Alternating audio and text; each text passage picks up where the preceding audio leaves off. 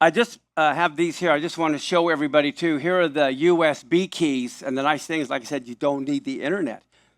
But I'll tell you what, I'll give you one more teaser about next week. How did God make man? Did he create man out of nothing? Did he say, let there be man? Did he form man out of the dirt? Did he speak man? How did God make human beings?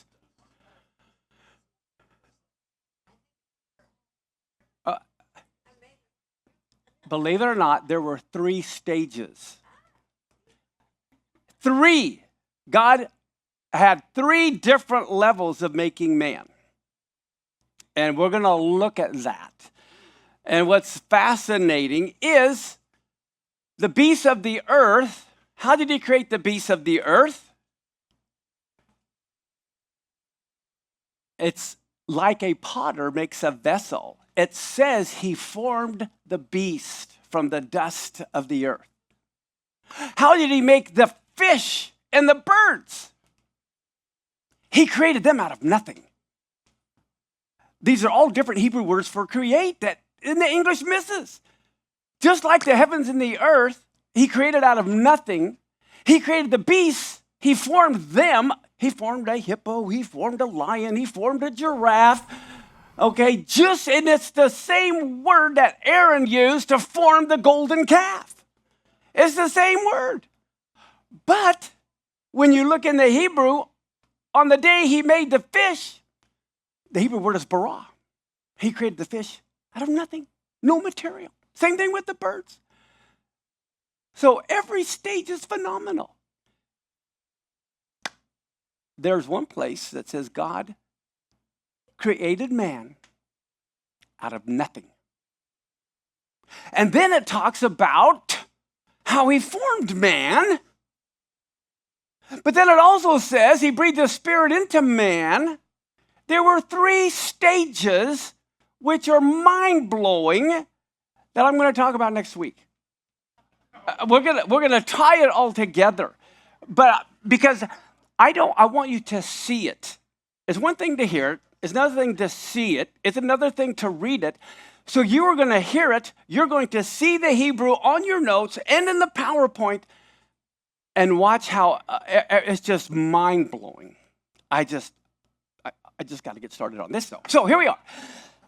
Vayeshev is our Torah portion, which means, and he dwelt. Now, who are they talking about here? Jacob. But let's start here. Let's pretend this guy's Abraham. And God gives to Abraham the title deed to the promised land in the year 2023 from Adam. All right, we know Abraham was born in 1948, just like Israel became a nation in 1948. He was 75 years old when he received the promise. That would be 2023. Now, Abraham enters the promised land. Guess what? The Bible tells us, but nobody knows because they don't connect the dots. He literally entered the promised land on the day of Passover. This is when he received the title deed. Now, I'm going to try to prove to you how long they were in Egypt. Everyone misreads 430 years. They weren't 430 years in Egypt. That's not what the Bible says. Only in English do you misunderstand it. From Abraham, receiving the promise, 215 years gives you the year 2238. Now, Jacob enters Egypt. He's 130 years old, it says. So he entered in the year 2238. So from the time Abraham got the title deed, it was exactly 215 years to when Israel came into Egypt.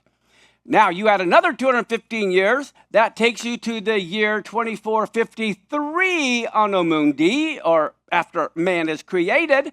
Well, guess what? Moses literally left Egypt 215 years later on Passover in the year 2453. So, it's amazing to me, the devil did not want Abraham to inherit the promised land in 2023. Well, what do we find? The Hamas attacked on October 7th was in 2023, and it was the last day of the year of Jubilee. So here I have a repeat. 2023, Abraham gets the promised land. And guess what? In 2023, Hamas attacks the promised land on the last day of the exact 50-year Jubilee cycle. And that was a war. What happened on the first day of the Jubilee cycle? How many of you remember? What day is what day is the year of Jubilee proclaimed on? Yom Kippur, right?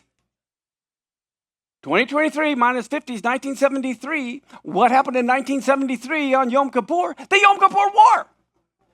So here, the very first day of the year of Jubilee is the Yom Kippur War. The very last day, 50 years later, is the Hamas War.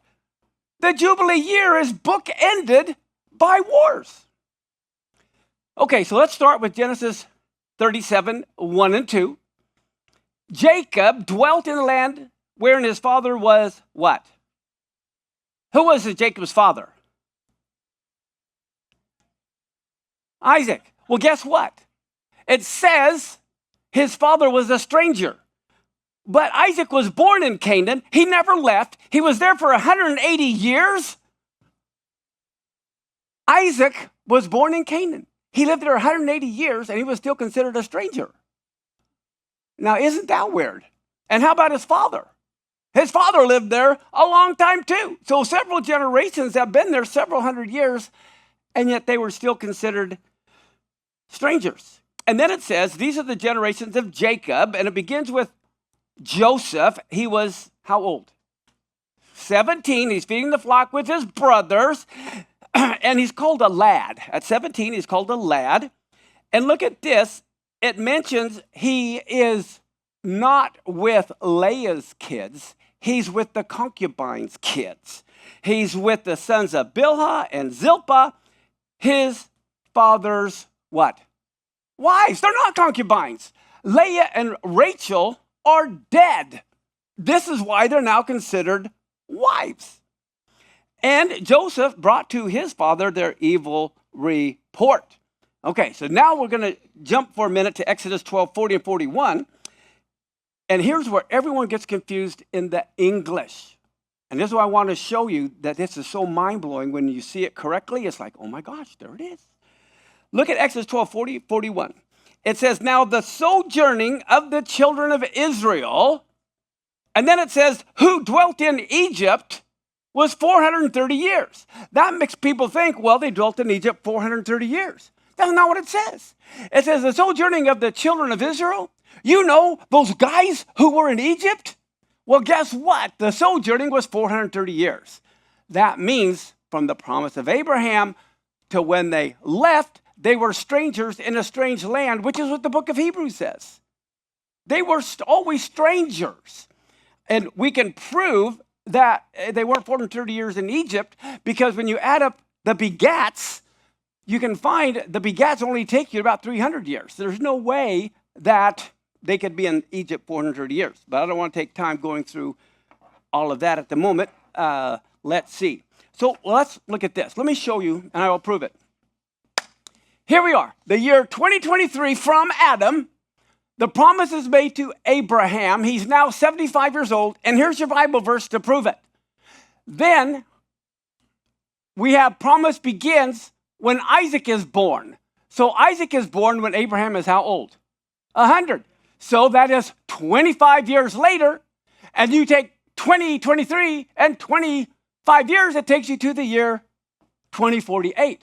Well, we know that Jacob was born when Isaac was 60. So that takes you to 2108. All right, that's Genesis 25, 26. And then we see Abraham dies when he was 175 years old in Genesis 25, 27, which takes you to the year 2123. Then you go here, we know Isaac was 180 years old when he died. He was 60 years older than Jacob, so Jacob is 120, Genesis 35, 28. And if you add that up, that takes you to the year 2228 from Adam. We read in the Genesis that Jacob was 130 years old when he enters Egypt. Well, guess what? From here to here is exactly 215 years. See how easy that is?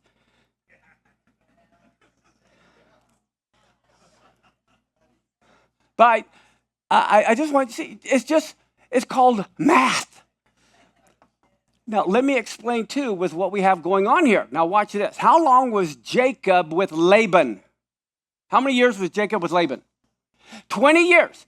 Okay, you have 7 years working for Rachel, but then he gets Rachel and Leah, has to work 7 more years, and then he works 6 years for the cattle. Now, we know the first 7 years, he had no kids because they weren't married. And then he had both of them. The next 7 years is when he has all of those kids. And then the last 6 years, there's no kids.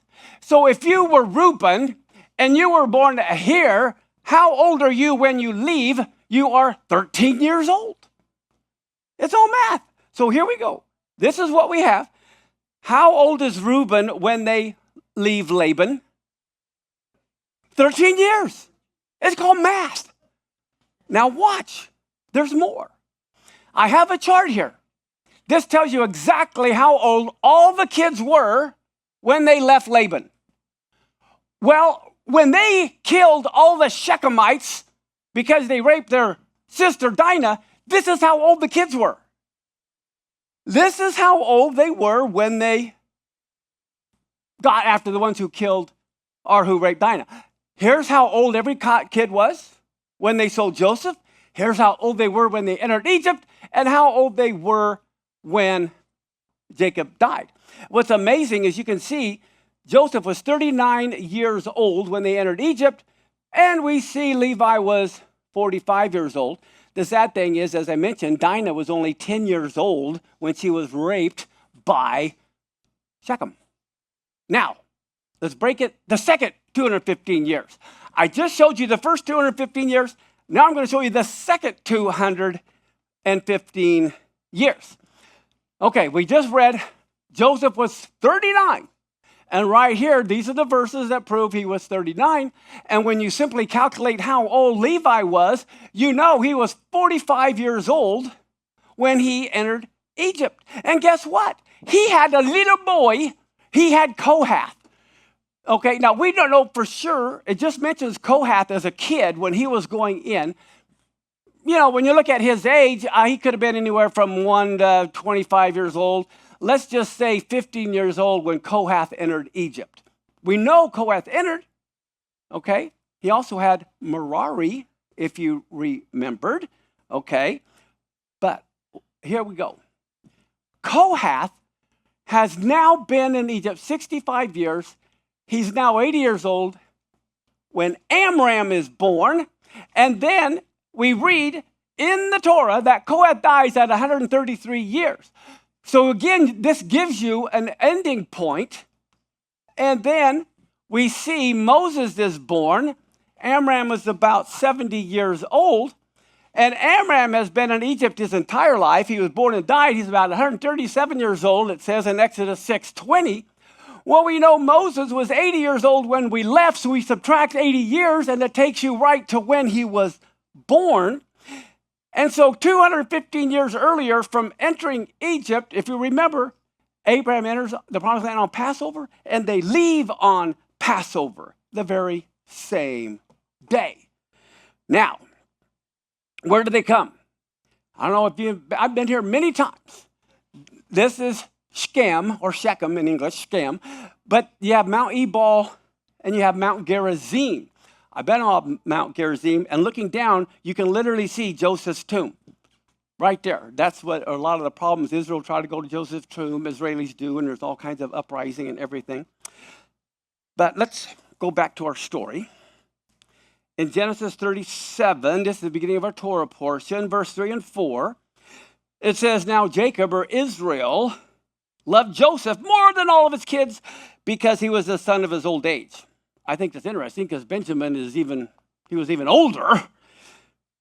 And it says he made him a coat of many colors. And when his brothers saw their father loved him more than all his brothers, what did they do? Hated him. Oh my goodness. Sometimes parents just don't know how to love their kid. I come from a family of 11, 5 older sisters, a couple of older brothers, a younger brother. And I was just in Kansas, as you know, a couple weeks ago because all my brothers and sisters are older than me. And I wanted to see them one more time, and it had been a while. But they were all saying, oh, you were mom's favorite or you were dad's favorite. It's like, oh, nobody's favorite. Forget it. God, mom and dad love everybody. I was their favorite, though. Just kidding. Okay. And I think it's interesting that they hated them. I don't know if you knew this, but Jacob was 91 years old when Rachel gave birth to Joseph. Jacob was 97 when he wrestled the angel. Can you believe that? Now, he was 108 when Joseph was sold. And in Genesis 37, 5-8, Joseph has a dream. He told his brothers, and they hated him even more. And, he was kind of a smart alecky little 17-year-old. Most of them are. And he said, hey, we were binding sheaves in the field, and my sheaf arose, stood upright, and your sheaf stood around, and you all made obeisance to me. And his brothers said to him, will you reign over us? Will you have a dominion over us? And they hated him even more because of his dreams. Now, who sold Joseph into Egypt? Here's the quiz.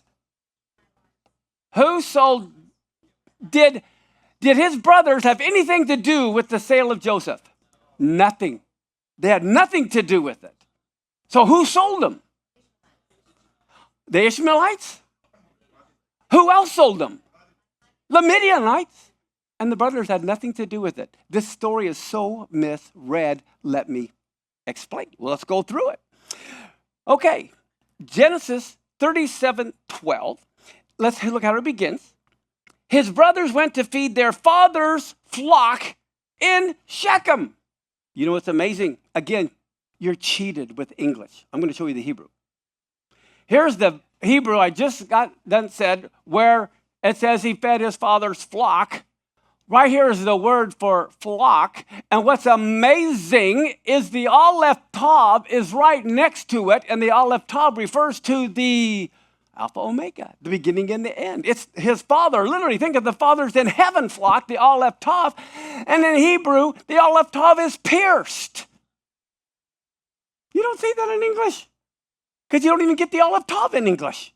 Because it points to the direct object, which is the flock. And the Aleph Tav is the shepherd of the flock. He's the father of the flock. And here, for the first time, we see the great shepherd is pierced.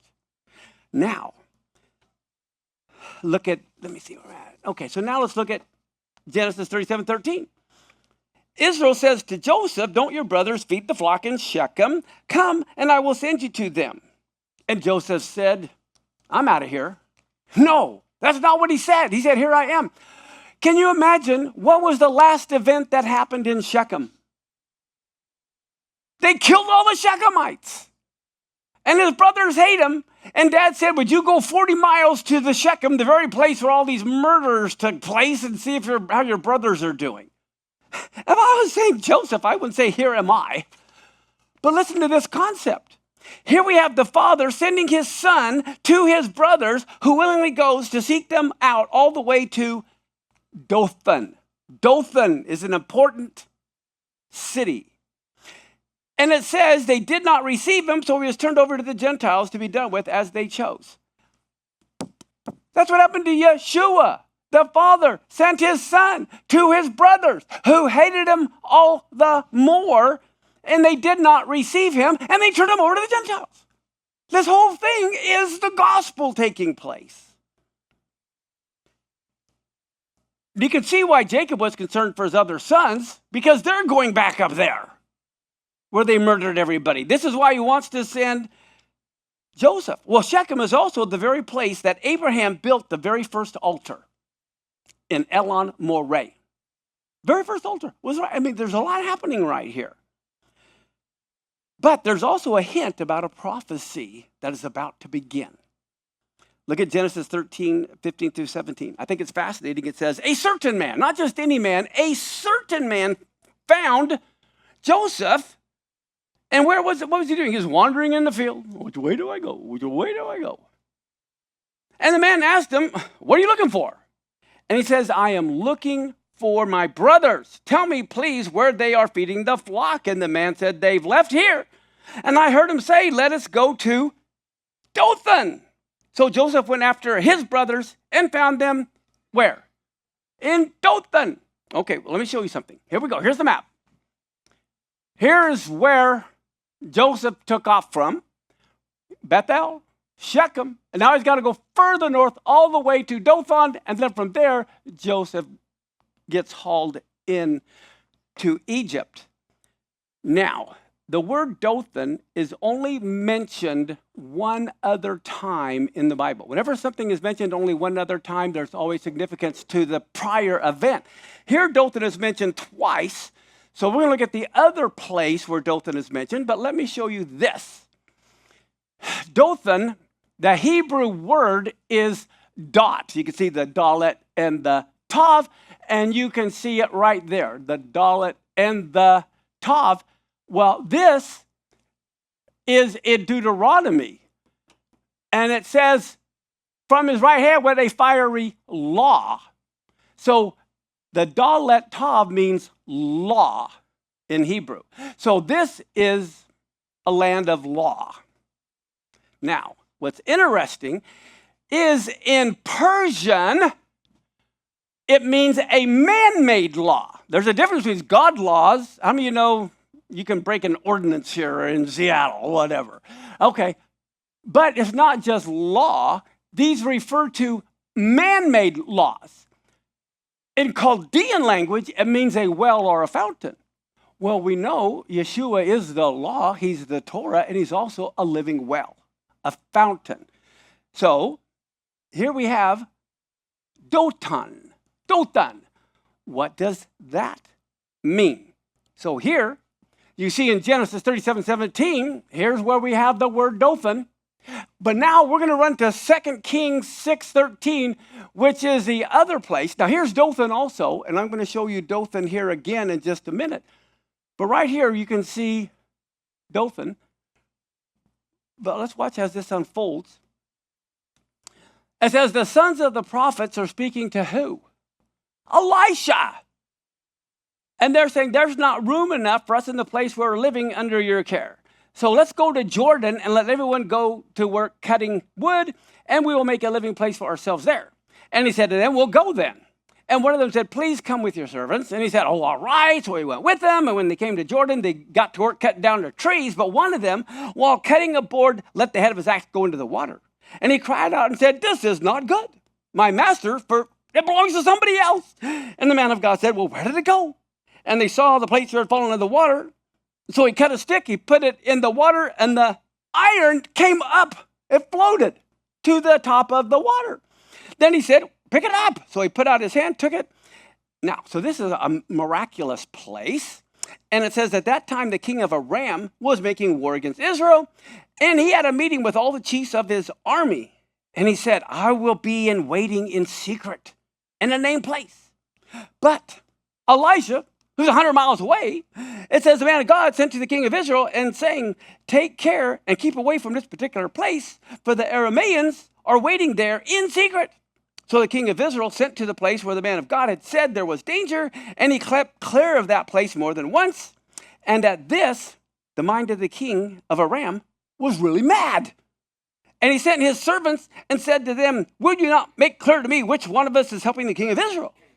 And one of them said, no one, my lord, but Elisha, that prophet in Israel. He gives the king of Israel news of the words you even say in your bedroom. Wow. Okay, so then he said, why don't you go and see where he is, this Elisha is, that I can send and get him. And the news came that Elisha was where? In Dothan. This is the same place where they grabbed Joseph, this place of miracles. So he sent their horses and carriages and a whole great army, and they came by night, and they circled the town. Now, guess what? It says, now the servant of the man of God. Who's the man of God? Elisha. And he has a servant, and the servant got up early and went out, and he saw an army with horses and carriages of war, like tanks, all around the town. And the servant said to him, "Oh, my master, what are we going to do?" And he said, "Have no fear. Those who are with us are more than those who are with him." And so Elisha made a prayer to the Lord, and he said, "Let his eyes be open that he can see." And the Lord made the young man's eyes open, and he saw all of the mountain was full of horses and carriages of fire around Elisha. Now, when the Arameans came down to Elisha, now remember, they didn't see these horses and chariots. He made a prayer to the Lord, Elisha did, and he said, "Lord, make all these people blind." And he made them blind at Elisha's request. And then Elisha comes up to them. "Oh, no, you're going the wrong way. This is not the town. Why don't you come after me and follow me? I can take you to the men you're looking for." And so he took them all to Samaria. And when they had come into Samaria, Elisha said, "Okay, Lord, let their eyes be open so they can see." And the Lord opens their eyes, and now they see they are surrounded by his army, basically. Okay, and now the king of Israel, when he saw them, he said to Elisha, "My father, am I to put them all to the sword and kill them all?" But he said, "No, don't put them to death. Do you have any right to put to death those whom you've not taken prisoner with your sword and your bow? Give them bread, give them water, they can have food and drink, and then go back to their master." So he made ready a great feast, and when they had food and drink, he set them away. They went back to the master, and never did they attack him again. And I think this is one thing. We are in a time right now, I believe, where people are going to be full of fear this next year with wars and different things going on. But this is where you have to have a firm, strong belief, to have no fear. More are they with us than that are with them. Amen? I am serious. I am serious. May God open all of your eyes. Now, here's what's amazing. Let me go here now. So anyway, here's Dothan again. Now, I want you to notice the bait is in. Dothan is Dalet Tav noon. And then there it is Dalet Tav noon. And here, I don't show you. Looky here. Boom. Here it is Dalet Tav noon, but it adds the Yud and the Hey, the name of God, Yahweh. Rise by his name, Yah.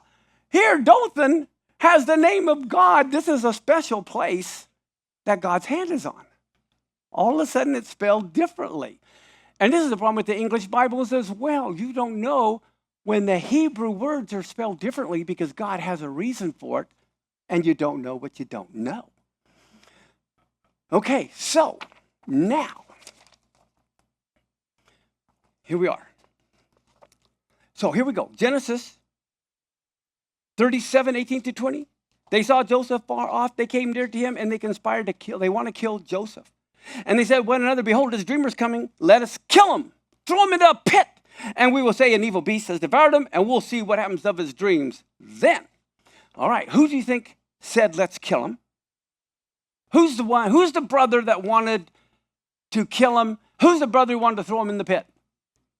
Simeon. Simeon. Now look at Genesis 37, 23 and 24. It came to pass, Joseph comes to his brethren, and they took off his coat of many colors, and they took him and they cast him into a pit, and the pit was empty, and there was no water. Who threw him in the pit? Simeon. Simeon is the one who wanted to kill him. Simeon is the one who threw him in the pit. Now, let me just look at this. Yeah, here's where the Yud Hey Vav Hey is in the word Dothan. All right, now here we go. Here's the pit. Watch this. Here's the pit. They throw Joseph's coat there. They throw Joseph in there. And he says, "Help, get me out of here." Okay, but now watch what happens. It says here in Genesis 37, 25, they sat down to eat bread. So they throw Joseph in the pit. They don't want to hear his screaming and crying, so they go have a lunch on the other side of the hill. All right? They're eating bread, and then they lift up their eyes, and here comes some Ishmaelites that it says. Okay? And Genesis 37, 26, 27, it says, Judah now says to his brothers, "Hey, what profit is it if we slay our brother and conceal his blood? Come, let us sell him to the Ishmaelites, right? And don't let her hand be upon him. Now, here's what's amazing is some prophecies. In Zechariah 11, it says, the Lord said to me, cast it unto the potter, a goodly price that I was priced of them, and I took the 30 pieces of silver, cast them to the potter in the house of the Lord. Okay? They're a prizing of him. Money. In Matthew 26:14, it says, one of the 12, called Judas Iscariot, went unto the chief priest and said to him, what will you give me? And they said, 30 pieces of silver.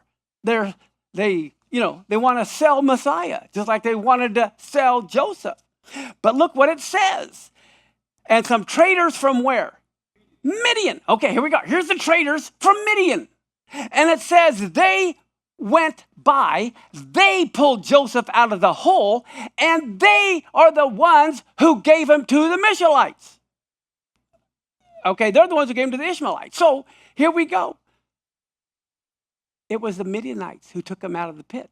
It was the Midianites who sold him to the Ishmaelites. The brothers never got a chance to. So what happens? Reuben comes over and he is gone. Now what are they going to do? They couldn't kill him. They couldn't sell him. He's gone. They have no idea. Okay, so now what happens? Look at Genesis 39:1. It says, and Joseph was brought down to Egypt, and Potiphar, the officer of Pharaoh, captain of the guard, an Egyptian, bought him from the hands of who? The Ishmaelites. Why? The Midianites sold him to the Ishmaelites. The Ishmaelites are the ones who sold him, and the brothers had nothing to do with selling him other than it was intent of the heart, which they were accountable for before God. So this tells us we're accountable for even what we think. I didn't do it. God looks at your intent as well. Scary. Okay, now, here we go. Genesis 37, 31, 32. They took Joseph's coat, they killed the kid of the goats, and they dipped the coat in blood, and they sent the coat of many colors, and they brought it to their father. And boy, are they mean to their dad. Look what it says. They said, hey, we have found this. Know now whether it is your son's coat or not. The word in Hebrew is haker na. Na is the word please. Haker is recognized. In other words, they know it's his coat, and they put the coat in front of his face covered in blood. Do you recognize this? Haker na? Is this, and of course, they don't say whether this is your son's. Oh, that's what they say. Why didn't they say if this is our brother's? They don't use the phrase our brothers, but your son. They don't even want to claim him. And so then in Genesis 37, 33, he saw it was, and he said, it is my son's coat, and evil beast has put him to death. Without doubt, Joseph has come to a cruel end. Okay, I'm going to give you some math, but it's really simple. Joseph was missing for a total of 22 years. Isaac died just before the 7 years of plenty. It is also no accident that the festival of Hanukkah always falls during the very week the Torah portions regarding the quarreling and the sale of Joseph by his brothers is read. We always read the story of the sale of Joseph at Hanukkah, which is fascinating. Now, let me just show you this. Isaac was 180 years old when he died, which means Jacob would have been 120. So Joseph was 29 when Isaac died. We know that he was 17 when he was sold. So even Grandpa Isaac mourned Joseph's supposed death for 12 years, and he died never knowing he was actually alive. Now that is cruel, not just to Jacob, but to Isaac. Okay, all right, I've got just a little bit more. Can you put up with just a little bit more? Okay, Genesis 38:1, it says, it came to pass at that time, Judah went down. Joseph goes down to Egypt, and morally, Judah goes down. He's the one that wanted to sell him. And he marries, of all things, a Canaanite. Abraham said, don't marry a Canaanite. Go get one for my son Isaac. And Jacob said, whatever you do, don't marry a Canaanite. And now Judah, what is the first thing he does? He's the first one that we know of to get married, and he marries a Canaanite. Okay, so Joseph's physical descent into Egypt parallels Judah's moral descent. If you remember, during that time that Judah's down, 2 of his sons die and his wife dies. There's one left, Shua, okay, and then the whole event with Tamar happens. But it's amazing that during his descent, when he marries this Canaanite, he has all the trouble. I don't have time to go into that. I will a little bit. All of that happens within 22 years. Judah's marriage, death of his 2 sons, death of his wife, all happens in that 22-year time frame. And he was 44 years old when entering Egypt. Judah was. It was interesting, whenever you read the Passover, the text always begins with the story of Joseph being sold into Egypt. Now, Genesis 38:7 talks about Judah's oldest Canaanite son, and I don't know if you knew this, but let me jump over here let me go here first real quick. Okay, so here is a little chart, and this is what is amazing. Most believers do not know this, but Joseph literally came up out of the pit on Rosh Hashanah. Okay, it was on Rosh Hashanah. That's when the baker dies, on Rosh Hashanah. Okay, Joseph has to remain in prison until the butler tells him so. And Joseph gets out of the pit on Rosh Hashanah, and this is when the 7 years of prosperity begin. And his son, his name backwards is evil in Hebrew. And then what do we see? In Genesis 38:13-14, it was told Tamar, your father-in-law goes up to Timnath to shear the sheep. She put her widow's garments off, covered her veil with a veil, wrapped herself, sat in an open place, which really means in Hebrew, this is a real eye-opener. This is a place that's a real eye-opener, which is, by the way, to Timnath, because she saw Shelah was grown and not given to him. Now, Genesis 38:15-17 is a wrong English word. We're going to correct it in the Mark Bill's Torah, Bible. Look at this. When Judah saw her, he thought her to be a harlot. That is wrong. He thought her to be a prostitute. There's a huge difference between a harlot and a prostitute in the Old Testament, and it goes into the book of Revelation. Is the revelation a harlot or a prostitute? If you want to understand prophecy, you want to understand Revelation, you got to know the difference between a harlot and a prostitute. And it's translated wrong in the book of Revelation. A prostitute does it for the money. But in the Torah, a harlot does it to get you to worship their false god. It has nothing to do with money. A harlot is religious. A prostitute is civil. And he thought she was a prostitute doing it for the money. This has huge ramifications prophetically to understand the book of Revelation. But aside from that, we can't go there. She said, he turned to her, by the way, and said, go, I pray you, let me come into you. He didn't know that she was his daughter-in-law. And she said, what are you going to give me, as a pledge? And he said, I will give you a kid from the flock. And, okay, great. Well, here's what's interesting. Jacob fooled Isaac by a goat, pretending to be Esau. Judah fooled Jacob by the means of a goat about the death of Joseph. And now Judah is bamboozled by Tamar by the means of a goat. You see these patterns over and over and over. Doesn't that get your goat?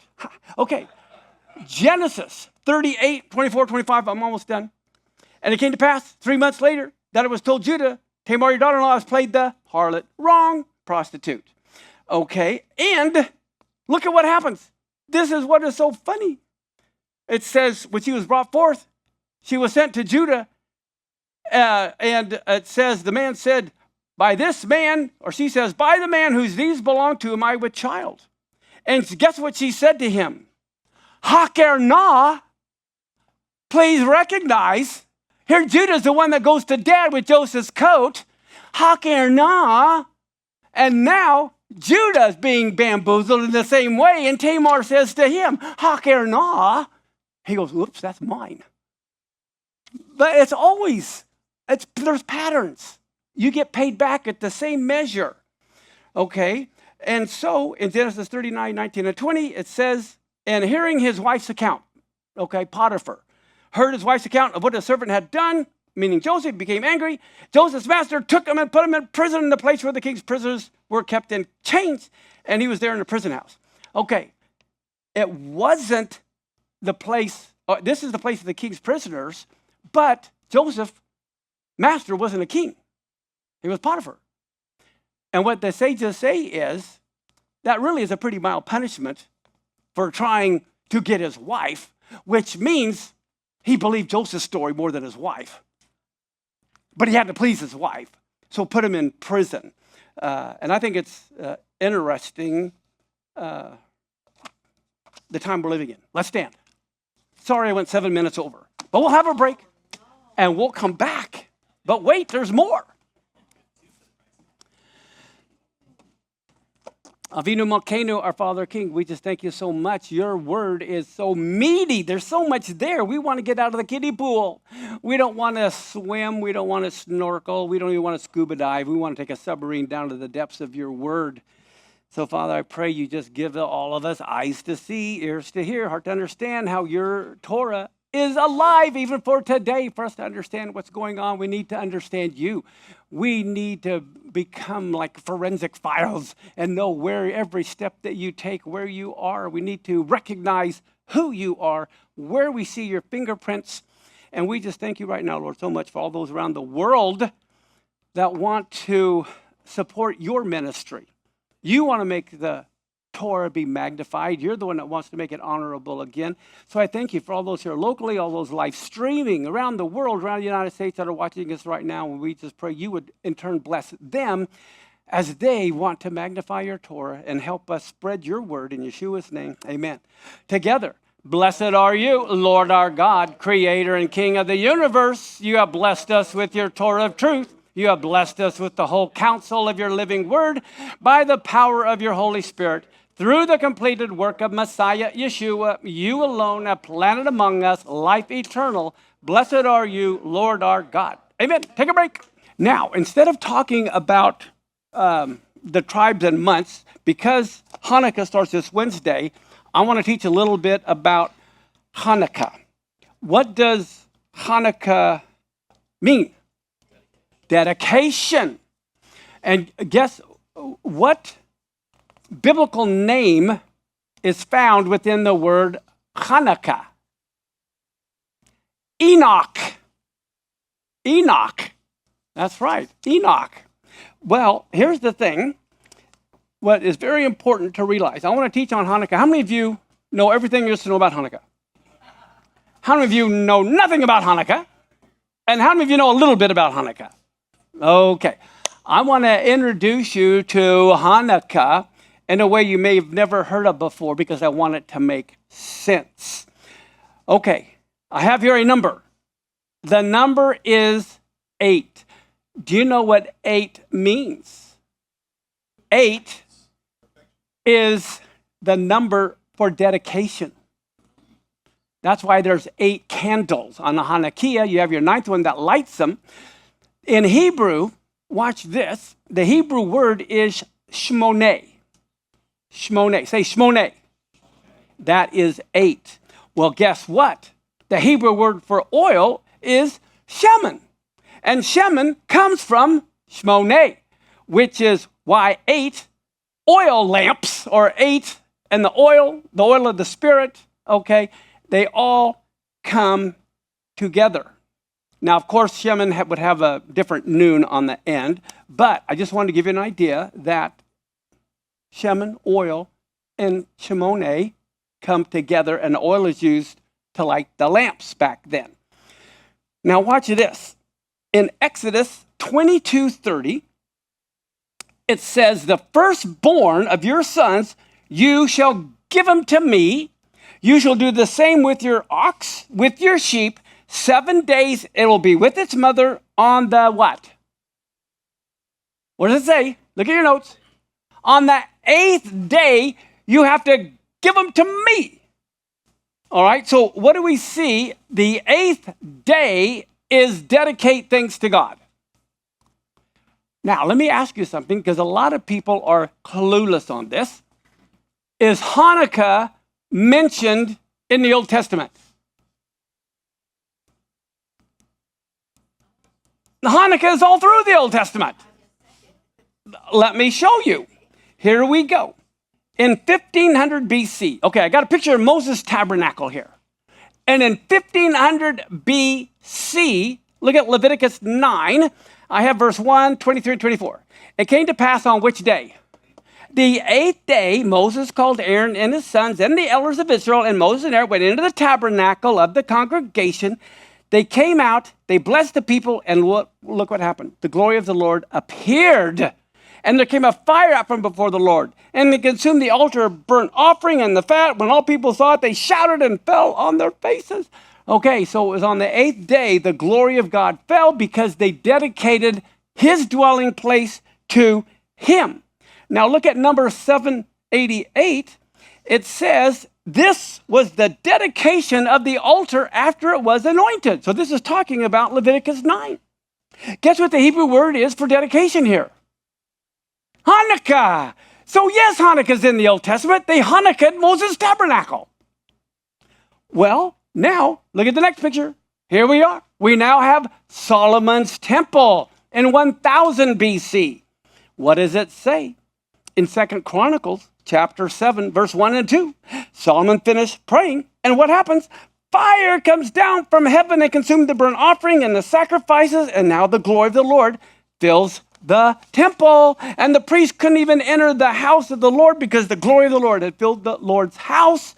And in verse 8 and 9, also at the same time, Solomon kept the feast 7 days, and all of Israel with him, a very great congregation from the entering of Hamath unto the river of Egypt. And what happens on the 8th day? They held a sacred assembly, for they observed the what? The Hanukkah. So they Hanukkah'd Moses' tabernacle. They Hanukkah'd Solomon's temple, and the glory falls. So now I'm going to go to the next temple. Here we have Ezra and Nehemiah's temple. Solomon's temple was destroyed, and they're rebuilding the temple. And look at Ezra 6. In the first year of Cyrus the king, the same Cyrus the king made a decree concerning the house of God at Jerusalem. And he said, let the house be built, the place where they offered sacrifices. Let the foundations thereof be strongly laid. Now this is a Gentile talking here. And also let the golden and silver vessels of the house of God that Nebuchadnezzar stole out of the temple in Jerusalem and brought to Babylon, let them be restored and brought again to the temple in Jerusalem. And the children of Israel, the priests, the Levites, the rest of the children of the captivity kept the what? The Hanukkah of this house of God with joy. As a matter of fact, concerning that temple, look at this in Haggai 2. Verse 10 and 11, the 24th day of the 9th month. Okay, what month is the 9th month? What month is Hanukkah in? Kislev. And when's Hanukkah? On the 25th day of the month. The second year of Darius came the word of the Lord by Haggai the prophet, saying, thus says the Lord of hosts, ask now the priests concerning the law. And look at Haggai 2:18. Consider now from this day and upward the 24th day of the 9th month. Okay, even the foundation of the Lord's temple was laid. Wow, the foundation of the Lord was laid at Hanukkah. Wow, isn't that amazing? And look at Haggai 2:20. Again, the word of the Lord came to Haggai in the 24th day of the month, saying, tell Zerubbabel, the governor of Judah, I'm going to shake heavens and earth. I'm going to overthrow the thrones of kingdoms. I will destroy the strength of the kingdoms of the heathen. You know what? When I read these things, I think the shaking is going to happen on the 24th of Kislev. I believe some year, right before, the day before Hanukkah, which this year would be Tuesday, there could be earthquakes like we've never seen before. This is why you want to know God's calendar. And so if all of a sudden we see God shaking heaven and earth on the 24th day of the 9th month, wow. But this is why I love to be on the biblical calendar, because then I believe prophecies and visions are seen on specific days of the calendar, and they will be fulfilled on those particular days. Okay, how about during Yeshua's day? Look at John 10. This is where every English Bible is so wrong and why we have the New Testament corrected. Look at this. In almost every Bible, it says, now it was the Feast of Dedication. No one knows that's Hanukkah. What's the Hebrew word for dedication? Why don't they put the Feast of Hanukkah? Oh, we can't make them think they're doing something Jewish, so we're just going to call it the Feast of Dedication. But it's Hanukkah. And look at this. It was what? Winter. When is Hanukkah? In the winter. And Jesus walked in the temple in Solomon's porch, and the Jews surrounded him. How long do you keep us in doubt if you are the Messiah? Well, guess what? Hanukkah is a perfect time to ask if he's the Messiah. Do you know he was conceived during Hanukkah? That's when he was conceived. This is the time for the Messiah. Now, let me see. Anybody know what that says? Who can read Hebrew? I'll help. This, what letter is this? The chet, which is a nun, chan, ka, Hanukkah. That's the Hebrew word Hanukkah. Okay, now you can spell Hanukkah two different ways. Both are right in English. All you're doing is creating the phonics phonetically. You can say Hanukkah or Hanukkah. Okay, either one. Now, one of them is spelled with one N, one with two N. But guess what? It doesn't matter. These are English. And what does Hanukkah mean? Dedication. So it's called the Feast of Dedication. And John 10 is the Feast of Hanukkah. Okay, now, going back to what some people think is Hanukkah mentioned in the Bible. Aside from the word, the event is also. And now I'm going to show you where the event is mentioned. We're going to start with Daniel. Chapter 8, and we're going to look at verse 3 through 11.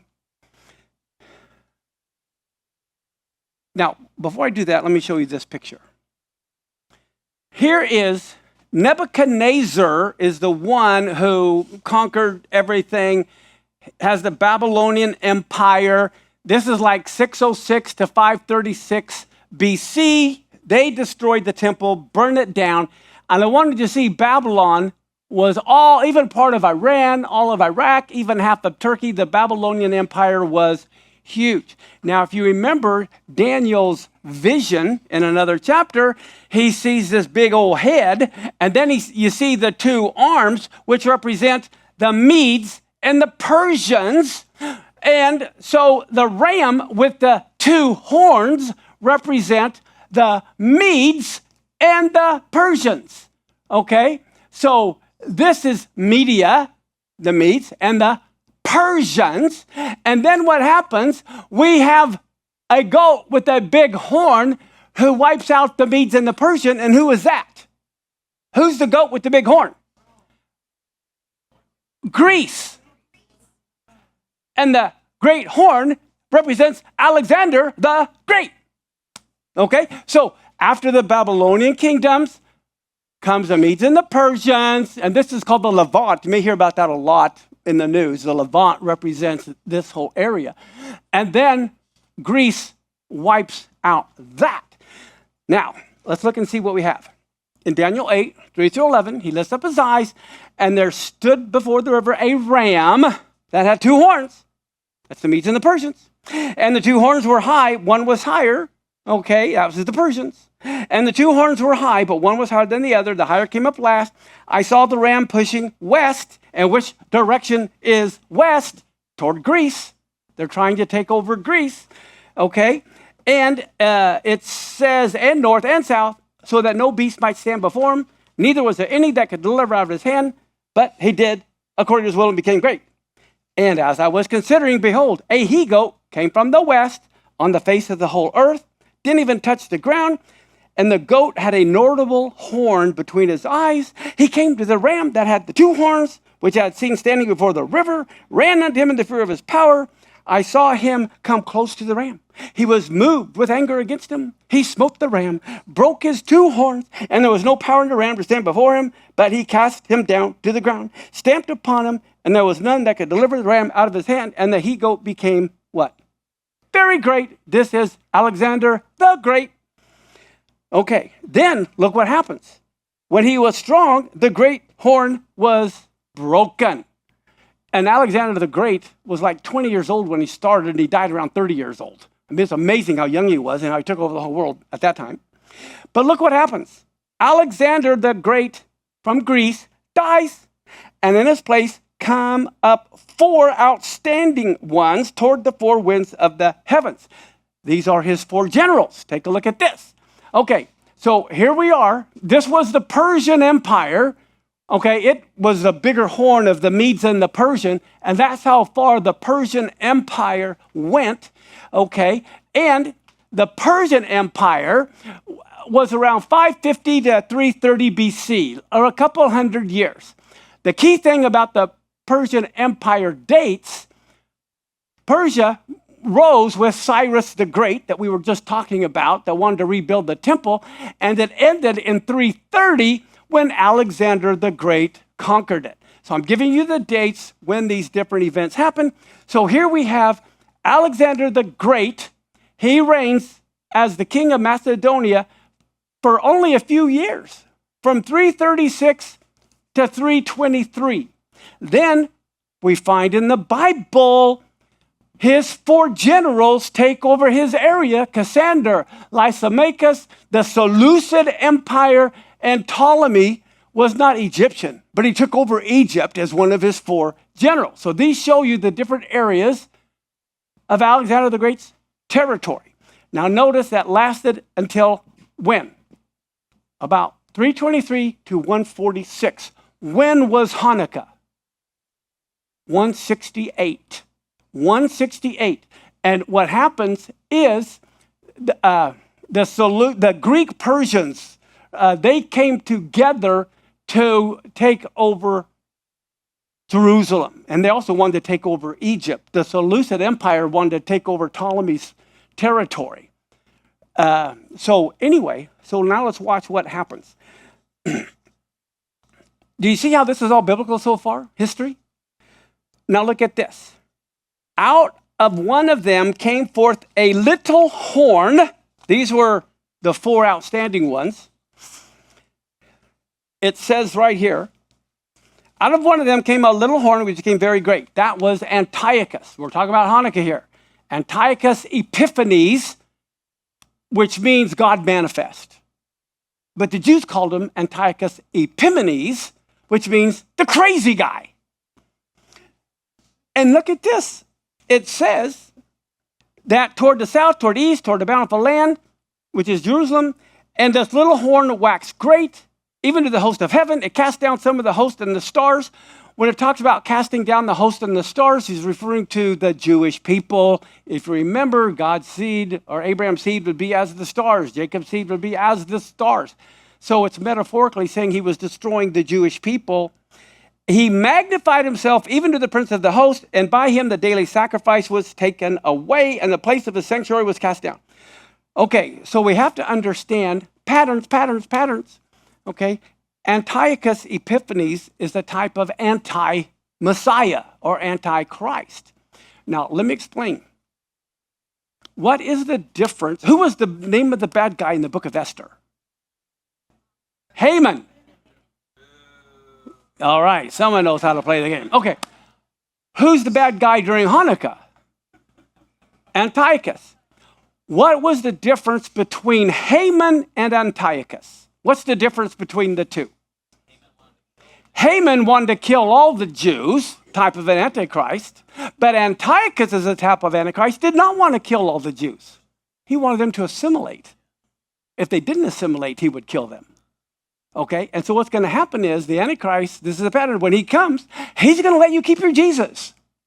He's not going to take Jesus from you. He could care less if you have Jesus. You just also have to accept him. This is where a lot of Christians are going to be in trouble because they think, well, I've got my Jesus. I got my get out of hell free card, so I can assimilate. And now, watch what happens. I'm going to now go, here we are, 168 to 166 BC. This is the story of Hanukkah. Okay, the big battle. And let me just show you this before I jump in here. We're going to see, here is Jerusalem. There's Tel Aviv. And right in the middle, I've taken the road from, everyone who goes from Tel Aviv to Jerusalem goes by Modi'in. That is where Hanukkah started, right there. Okay, so look what happens here. Now, First Maccabees, now this is not inspired, but it is history. Let me just make a jab at some people in a kind way. I say, people say, well, it's not in the Bible, therefore you can't depend on it. I say, well, how many of you believe in Christopher Columbus? Well, I do. Yeah, well, he's not in the Bible. Okay, there's a lot of things in history that aren't in the Bible. It doesn't make them not true. It just means they're not in the Bible. But anyway, so here we go. First Maccabees, chapter 1, 10 through 15. There sprang from these a sinful offshoot, Antiochus Epiphanes. He's the bad guy. He was the son of King Antiochus. Now watch. I want you to see the patterns, how history repeats itself. In those days, there appeared in Israel transgressors of the law. Okay? That means they weren't pagans. These were God's people. And God's people had a big split. How many know there's supposed to be a big falling away? This is the big falling away for their day. Everything repeats itself. Now, do you remember what I say about the book of Ruth? It's a prophecy. Because who are the two ladies? The two ladies represent Gentiles grafted in to Israel, right? What does Ruth's name mean? What does Ruth's name mean? Friend. She befriended the Jew, went to Israel, worked the harvest from Passover to Pentecost, and ends up bringing forth King David. The other lady was Orpah, which means to turn your back on. She gave the Jew a kiss on the cheek, turned her back on her, and it says she went back to her pagan gods. Well, guess what? Orpah begat Goliath. The big battle between David and Goliath is between the Gentile church, who's going to side with Israel and bring the harvest, and who is going to go back to their pagan gods like the woke church. Are we part of the woke church or the awakened church? And here's what we see happening during Hanukkah. It says, the transgressor said, let us go and make a covenant with the Gentiles all around us. Ever since, look at this, ever since we separated from them, all these evils have come upon us. Do you know this is exactly what it says in the book of Jeremiah? In Jeremiah, the Jews that fled to Egypt says, we were worshiping the Queen of Heaven, and ever since we stopped worshiping the Queen of Heaven, all these evils have come upon us. And so here it says, the proposal was agreeable, and some from among the people promptly went to the king, and he authorized them to introduce the ordinances of the Gentiles. Thereupon they built a gymnasium in Jerusalem according to the Gentile custom. Do you know what that means? They started the Olympics, okay? The Olympics had already been going on. They decided they want to be part of the Olympics. They built a gymnasium, and according to the Gentile custom, everyone does all the Olympics without any clothes on. Okay, this is what was going on. But guess what? If you're Jewish, you're circumcised. So guess what? They tried to hide it. I won't go into how. But look at 1 Maccabees 1, 20 through 24. After Antiochus had defeated Egypt in the 143rd year, now this refers to the Seleucid calendar. Just so you know, this is referring to the Seleucid calendar, which is like 169 BC. He returned and went up against Israel and against Jerusalem with a strong force. He entered the sanctuary. He took away the golden altar in the tabernacle or in the temple and the lampstand for the light with all its utensils, the offering table, cups, bowls, golden censers, curtain. He also took all the hidden treasures he could find. Taking all this, he went back to his own country. He shed much blood and he spoke with great arrogance. We know in the book of Daniel, the Antichrist speaks with great arrogance. Look at 1 Maccabees 1, 41 through 50. So now King Antiochus writes to his whole kingdom, everyone should be a globalist. One people, and abandon all their own particular customs. So all the Gentiles conformed to the command of the king, and many Israelites delighted in his religion. They sacrificed to idols, they profaned the Sabbath, and the king sent letters by messengers to Jerusalem, to the cities of Judah, and ordered them to follow customs that they were foreign to. Look what he did. They had to prohibit burnt offerings. They couldn't do any sacrifices. They had to profane the Sabbath, not just don't keep it, but profane the Sabbath. In the feast days, to desecrate the sanctuary, they had to build pagan altars, pagan temples, pagan shrines, and they had to sacrifice pigs, unclean animals. They had to leave their sons uncircumcised. They had to defile themselves with every kind of impurity and abomination so they might forget the law and change all of its ordinances. Get rid of the calendar, different laws. Whoever refused to do that was to be put to death. So the Antichrist is going to be the same way. Everyone assimilate. I'm not going to kill you unless you assimilate. You have a choice. Okay. Now, it says in 1 Maccabees 1, 62 through 64. Many in Israel were determined and resolved in their hearts they're not going to eat anything unclean, and they preferred to die rather than to be defiled with food or to profane the holy covenants, and they did die. And very great wrath came upon Israel. The officers of the king in charge of enforcing the apostasy came to the city of what? Modi'in, here it is, to make them sacrifice. Many of Israel had joined them, but there was a guy named Mattathias, and his sons came together, and then the officers of the king addressed Mattathias, and he says, look, you are a leader. You are an honorable and great man within this city. Do you see how flattery? They're trying to flatter.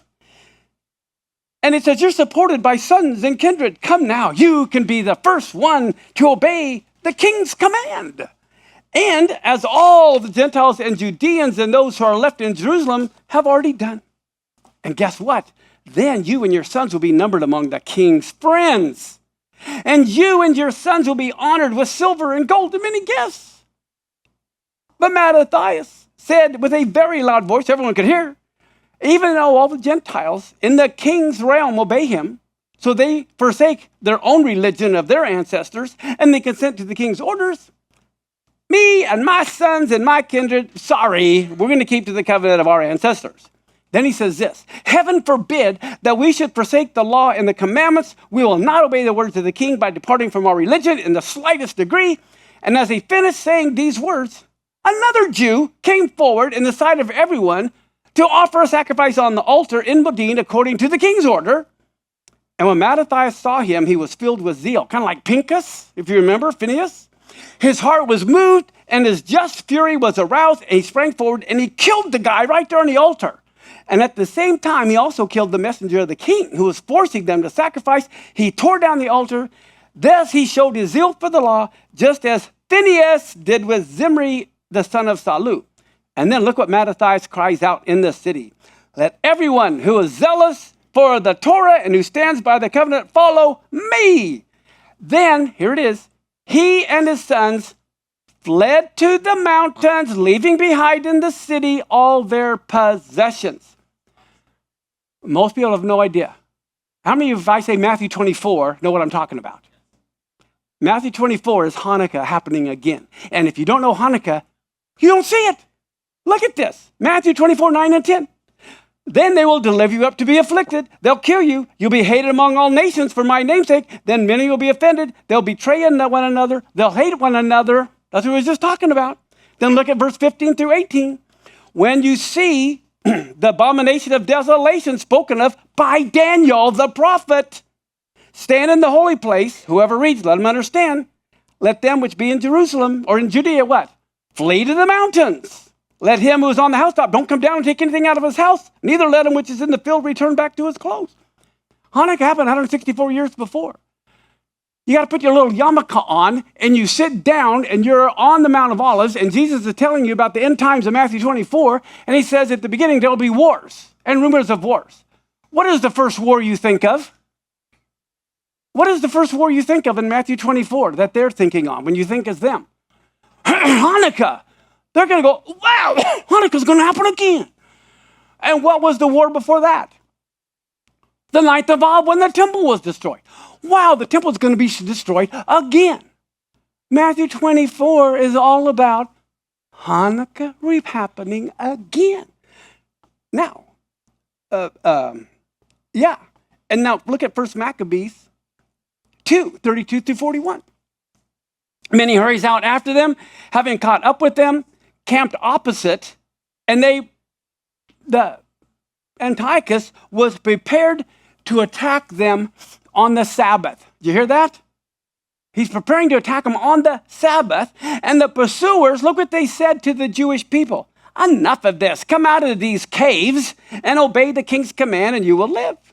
But they replied, we're not going to come out, nor will we obey the king's command to profane the Sabbath. Then the enemy attacked them at once, and they did not retaliate. They thought that retaliating was wrong on the Sabbath, and so they were all slaughtered. It says they didn't even throw stones. They didn't even block up where they were hiding. And they said, let us all die in innocence. Heaven and earth are our witnesses that you destroy us unjustly. So the officers and the soldiers attacked them on the Sabbath, and they died with their wives, their children, their animals, to the number of 1,000 people died. Now, when Mattathias and his friends heard of it, they mourned deeply, and they said to one another, if we do something stupid like they've done and not fight on the Sabbath against our Gentiles, we'll all be destroyed. So it was that very day that they came to the decision, we can fight against anyone who attacks us on the Sabbath.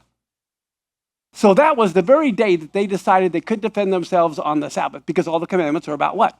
Life. So you can break any commandment, okay, to save life. Now, so what happens? What do you think of all that so far? Kind of fascinating? Okay. So let's look at what happens. Let me see. Oh, here we go. Now, when is Hanukkah? It's in the winter. Hanukkah's in the winter. Okay. Now look what Matthew 24 says. We're now going to make a connection. Matthew 24, verse 20 and 21, it says, pray that your flight is not in winter, neither on the Sabbath. Both of these are clues to Hanukkah. For then there will be great tribulation, such as was not since the beginning of the world, nor ever shall be. This is telling us this is what it's going to be like in the tribulation. Now, I want you to read this. This is important. Oh, here it is. In Josephus, who lived during the time of Yeshua, not the time of Hanukkah, but he was a historian. Look what he said. He said, now it so fell out that all these things were done on the very same day on which their divine worship had fallen off. In other words, it started on Hanukkah and ended on Hanukkah. It says, when was reduced to a profane and common use, after 3 years' time, for so it was, the temple was made desolate by Antiochus, and so continued for 3 years. And this desolation came to pass according to the prophecy of Daniel, which was given 408 years before. That's important. That gives us a time frame. So a lot of people, when they read the book of Revelation, don't realize it already happened. It already happened. But guess what? Whatever's happened happens again. Okay? A lot of prophecy students they see prophecy as the checklist. Oh, happened, won't happen again. Oh, happened, won't happen again. That's dumb. It's happened, it will happen again. It happened, it will happen again.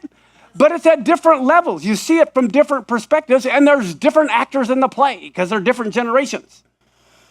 Now look at Daniel 11, 31 through 33. And arms will stand on his part. They will pollute the sanctuary of strength, and they'll take away the daily sacrifice. They'll place the abomination that makes desolate, such as do wickedly against the covenant. Shall he corrupt by what? Flatteries, flattering them. But then it says the people that know their God and are strong, they're going to do exploits. They that understand among the people are going to be instructing many, yet they will fall by the sword, by flame, by captivity, and spoil many days. So there are going to be people who are going to be trying to do what is right, but they're going to die by the sword, by flame, captivity. Well, guess what? This becomes a shock. Well, let me show you this. After them came the Roman Empire, And they covered the time from about 146 BC, which is right when Hanukkah ended, Rome took over the Greek-Persian Empire. And then it went all the way to 324 AD, when Greece was conquered by Rome. Right after the story of Hanukkah, that is when Rome took over everything. And they are the ones who built the temple, Herod. But I wanted you to follow history so you can see as things go. Now, how many of you have heard of Hebrews 11? When you hear Hebrews 11, what is it known as?